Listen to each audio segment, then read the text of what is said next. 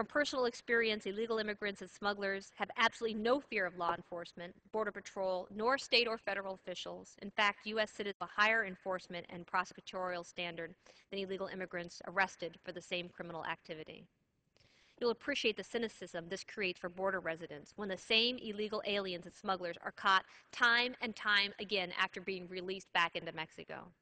If apprehended, one of the first questions they often ask the Border Patrol of which state am I in, the Ninth Circuit Court or New Mexico? They sure hope it's Arizona. The large numbers of undetected illegal aliens and north-southbound smugglers using our vast remote desert mountain country are never counted in numbers Washington is using. You can't count what you can't catch. And if Border Patrol apprehends 300,000 annually in the Tucson sector alone, or collectively they catch 1 in 4, maybe over 800,000 or 850,000 have entered into the country illegally. And I must ask if this is really a border which has never been more secure. I don't think so, and neither do the majority of the American people.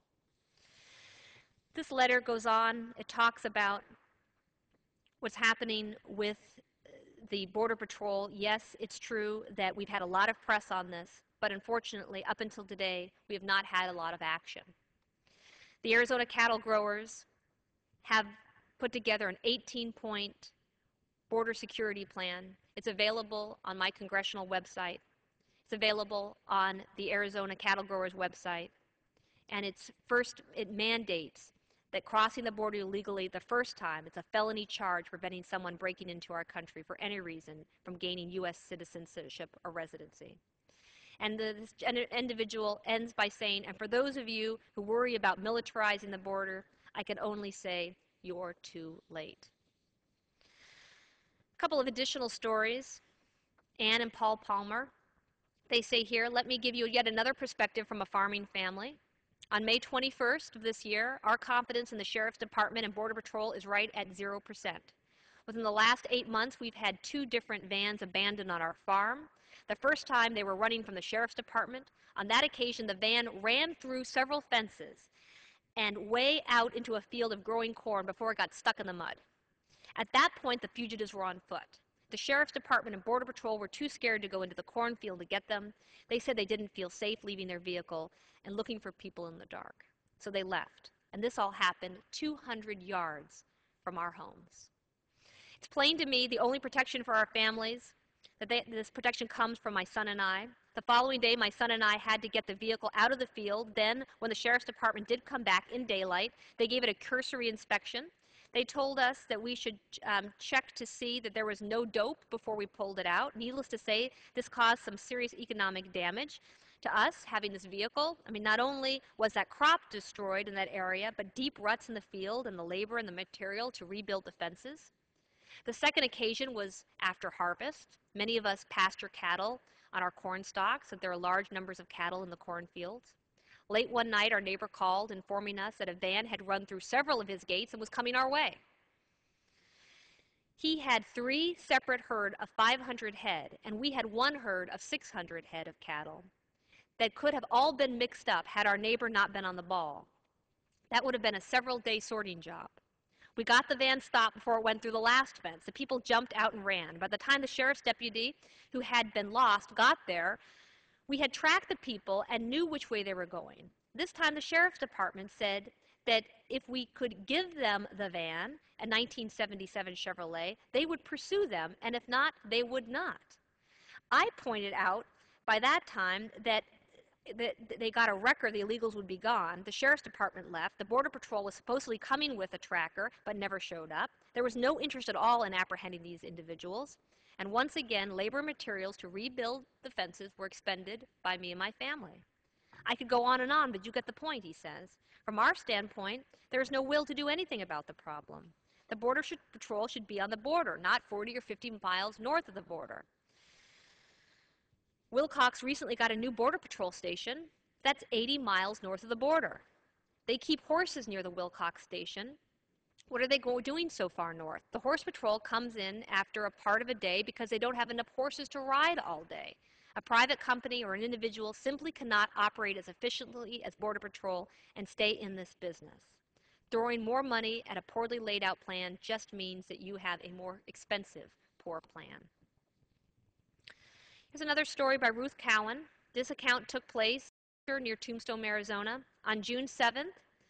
Fence run through. June 9th, fence run through and cattle on the road. June 10th, 20 arrests. June 13th, fence run through and 20 arrests. June 14th, 60 arrests.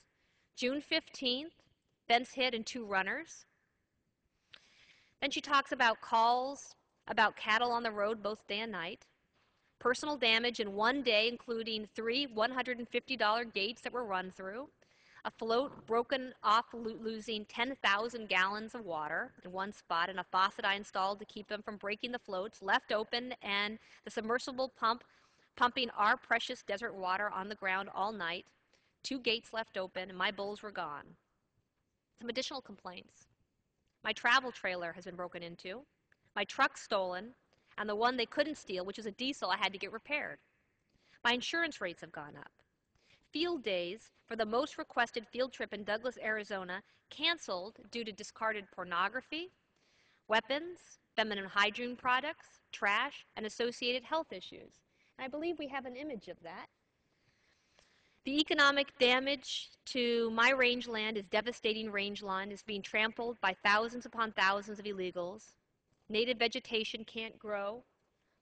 Here we have images of the debris. Lost income from cattle because they're now wild and buyers give less. My new $2,400 bull ate a plastic sack and died 4 days later. Disease from my neighbor's cattle and broken fences resulted in my animals aborting their calves, and then the cows sold at half price. I can't even get anyone to come look at the ranch because it's south of I-10. Invasive weeds have been introduced. One seed pod can produce over 200 seeds and then hang on the clothing, the blankets of individuals who are smuggling through. They can fall off vehicles as they travel across roads, and on street trust land, I have been informed that it is the landowner's, lessee's financial responsibility to control these weeds that are being brought in. The deer herds on my ranch have decreased as I have 3 drug and illegal routes, splitting herds, and sportsmen very angry because I have totally locked off my private property in an attempt to slow the traffic. All the trash left behind washes downstream to Lower Wadshetter into a bird sanctuary.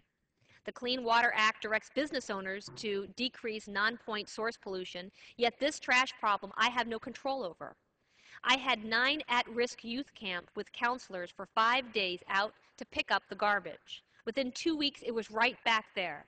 And who paid for this? The American taxpayer. We have sent our men and women all over the world to protect others, and yet the same government refuses to protect my rights as a U.S. citizen.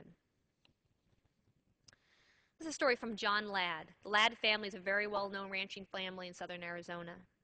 John Ladd has a ranch along the border, right where some new fences had been constructed.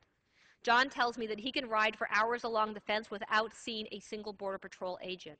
He has showed us where smugglers have cut through the new steel fence and used a ramp to drive their loads of drugs up and over the fence. Imagine that. He has filmed scores of people crossing illegally through his land and reports that there has been no less than 49 groups visible from his kitchen window last year. The last group was seen just a few days ago. The murder of Rob Krentz has brought a lot of attention to the border in Cochise County. But it's important to note that the smugglers' impact on ranchers north of the border and into Pima County is a very unique situation.